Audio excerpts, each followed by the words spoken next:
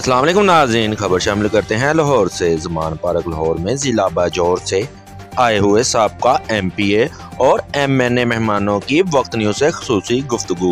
मज़ीद बता रहे हैं निसार खान अपनी इस रिपोर्ट में। वो लोग चले गए और कुछ लोग खान साहब के मुलाकात के लिए अंदर दाखिल हुए हैं। अभी हम लोगों को आप लोगों से मिलाता हूँ। बाजौर ज़िला बाजौर से आए हुए सीनियर क़यादत करने वाले साबिक MPA भी मौजूद है और MNA भी मौजूद है और भी बहुत से हजरात मौजूद है। उन लोगों से पूछते इमरान खान की सिक्योरिटी। इस वक्त हम ज़मान पार्क में मौजूद है।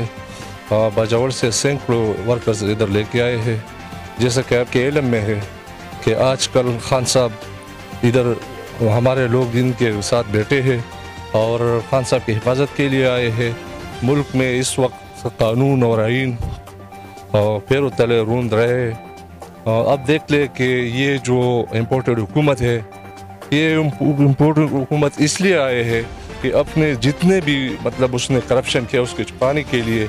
तो इंशाअल्लाह लोगों ने फैसला कर बैठे हैं कि खान साहब 2/3 अक्सरियत से वज़ीर-ए-आज़म बनेंगे और हम उस वक्त तक इधर बैठेंगे जब तक खान साहब न बोले, उस वक्त हम इधर रहेंगे। सर जी, आप लोगों को भी पता होगा, मीडिया पे देख रहे हैं, सोशल मीडिया पे देख रहे हैं कि वर्कर को उठाया जा रहा है बगैर किसी गुनाह के। इसके हवाले से आपका क्या ख्याल है? तो आपने देख लिया कि जितने हमारे वर्कर्स उस टाइम जो खान साहब इस्लामाबाद में पेशी के लिए जा रहे थे, हमारे वर्कर्स इधर अरेस्ट किए हैं।